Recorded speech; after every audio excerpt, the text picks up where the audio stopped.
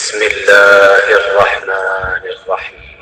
کتاب مذکورہ میں ہے کہ صاحب خیر المقال عالم فاضل سید علی خان موسوی لکھتے ہیں کہ ایک میرے معتمد مرد مومن نے بیان کیا کہ وہ کچھ لوگوں کے ساتھ احسا کے راستے سے حج کے لیے گئے تھے۔ چھوٹا سا قافلہ تھا۔ فراغت کے بعد واپسی میں ایک منزل پر قافلے کی رفتار کچھ زیادہ رہی تھی، اس لیے آرام کے واسطے سب اتر پڑے اور استراحت کے بعد روانہ ہو گئے، مگر ایک شخص جس کے لیے سواری مہیا نہ ہوئی تھی سفر کے تعب میں وہیں سوتا رہ گیا تھا۔ دوسرے لوگوں نے بھی خیال نہیں کیا، یہاں تک کہ وہ دھوپ کی تیزی سے بیدار ہوا تو کسی کو نہ پایا، تنہا چل پڑا۔ چلتے چلتے اس پریشانی کے عالم میں ہلاکت کا یقین ہونے لگا۔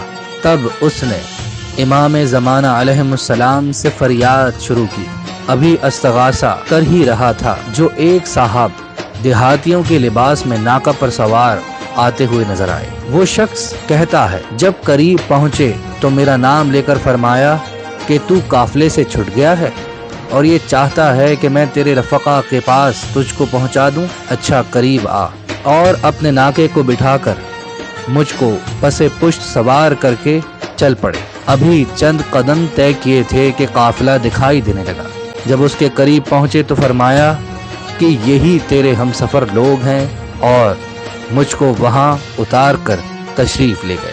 اللہم صلی علی محمد و آل محمد۔ جس طرح ہم نے آپ کو ایک اچھی بات بتا کر ثواب کمایا ہے، اسی طریقے سے آپ بھی ثواب کما سکتے ہیں۔